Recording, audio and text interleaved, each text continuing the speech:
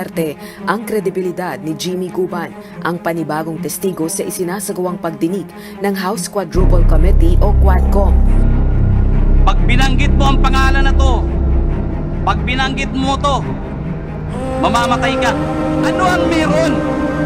At bakit po ako ang dinidikdik hanggang... So hi mga Kabs, kumusta? PJTV ako pa ito. Sana sa buting kalagayan at malulusog yung pangangatawan. So, kung di ka pa naka-follow, i-follow mo na aking Facebook page, YouTube channel, TikTok account, at huwag kalimutan ma-like and share. Tara, umpisa natin ang video.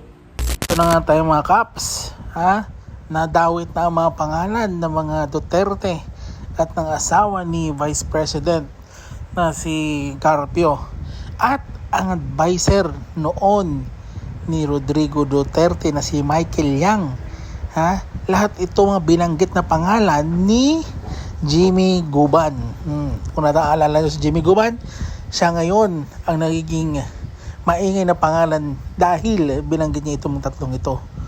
So, pagbanggit niya nito na may patungkol ito dun sa mga drugs, di umano nung time na yon, eto naman si Bato de la Rosa, si Senator Bato, to the rescue ito sa mga Duterte, na kung saan sinasabi niya na walang credibility si Jimmy Guban. So, eto ang nangyari. Kung sa sinasabi ni Senator Bato na walang credibility si Jimmy Guban, bakit noong siya ang nagpa-imbestiga patungkol nga doon kay Pangulong PBBM, natatanda nyo ba si Morales? Ha? Isa rin yun. Ha? Isa yun na talagang walang credibility. Pero kinuha pa rin niya, ha? Para maging witness. Kasi may mga nalalaman daw ito patungkol nga sa connection o konektado daw di umano ang ating Pangulong si PBBM sa drug list.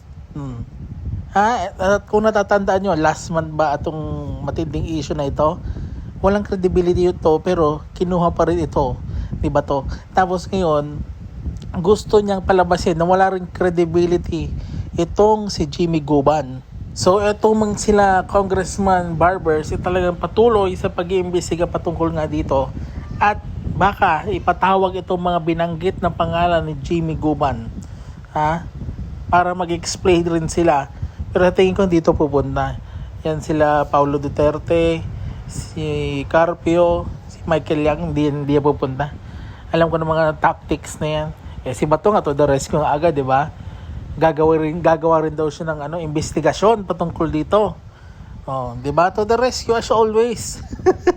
Ano ang bago dyan?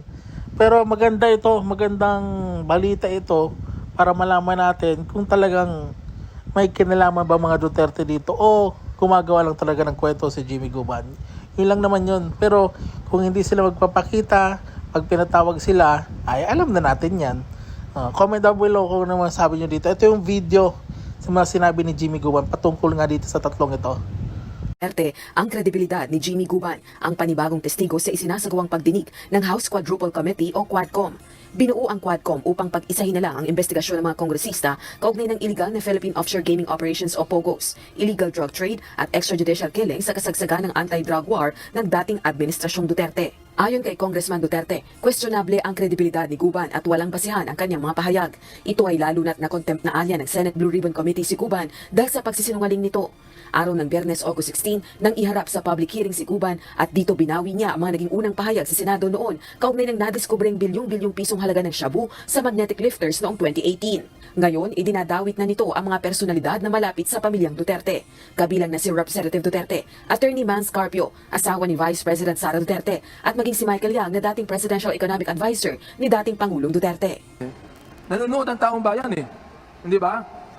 Napakahirap paniwalaan na magsasabi ka ng iba sa Senate Blue Ribbon Committee, ang sabihin mo dito, iba rin ang sinabi mo, at dito, ang binabanggit mo, katotohanan. Paano kami maniniwala sa'yo? Your Honor, yung katotohanan po ngayon ay inilabas ko dahil tinatakot ako nila during that time. Marami pong nangyayari during that time. Marami pong namamatay. Ngayon po nakita ko po na maganda ang pagserbisyo para sa justisya ng ating bayan.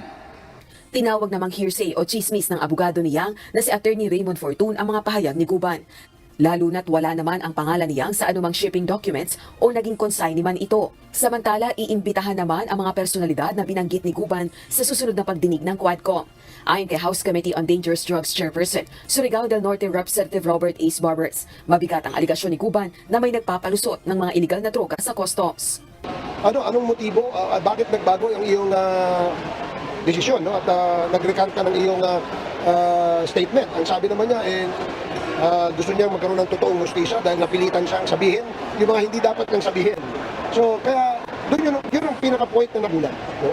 Apparently, there seems to be a pressure nung siya ay tumistigo. Improbable connivance with corrupt officials and employees of the government agencies and possibly local government officials. Drugs destroy societies. Its uncontrolled proliferation was the main culprit why thousands of our countrymen were allegedly executed without benefit of due process. Ang sindikatong ito ay nakapagpapasok din ng bilyong-bilyong pera na galing sa masamang gawain na kanila namang ipinapasok sa mga kasinos at pogos upang linisin at kunwari na panalunan sa kanilang sugal. Ito ay ginagamit pambayad at pangsuhol sa mga taong gobyerno na siya namang gumagawa ng mga iligal na pamamaraan upang bigyan ang mga dayuhang intsik na ito ng mga pekeng papeles upang makapagpanggap na sila ay mga Pilipino. We are determined to leave no stone unturned in our quest to unmask these syndicates, expose their activities, and ensure that they are brought to justice.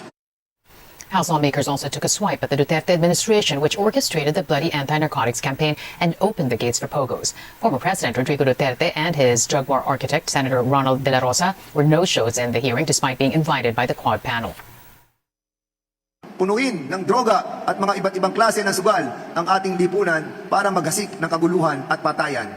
Pulis laban sa ating mamamayan, mga maling bypass operation upang maisakatuparan ang kanilang quota system, mga bagay na nangyari at isinakatuparan sa nakaraang administrasyon na lumalagas-las pa sa ating kapanahunan. Ituwid po natin ang mali.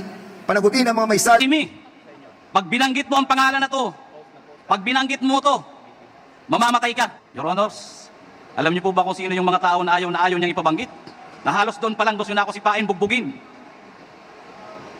Si Pulong, si Mans, si Michael Yang, at ang sabi niya pa, mga kaibigan niya ni Bini, Antiporda, magkakasama yan, hindi mo ba iisang pamilya yan, palagi yan sa Malacanang. Yan daw ang ibinanta sa dating Customs Intelligence Officer na si Jimmy Guban para manahimik sa kanyang nalalaman sa nasabat na shipment ng shabu noong 2018. Ito yung 6.8 billion pesos na shabu na naipuslit sa bansa sa loob ng ilang magnetic lifters. Ang sabi ni Guban, base raw sa mga intelligence report na kanilang nakalap, ang mga tunay na may-ari ng shipment ay sina Congressman at Presidential son, Paulo Duterte, Attorney Mans Carpio na asawa ni Vice President Sara Duterte, at dating Presidential Advisor ni dating Pangulong Duterte na si Michael Yang. Pero nang imbestigahan noon ng Kamara at Senado ang issue, katakot-takot na panggigipit at pagbabanta ang kanyang dinanas, di lang para sa kanyang sarili, kundi pati sa kanyang anak. Alam namin kung nasaan yung anak mo, sa Makati, madali kidnapin yan. Kaya nang humarap na raw siya sa pagdinig, ibang tao ang kanyang itinuro.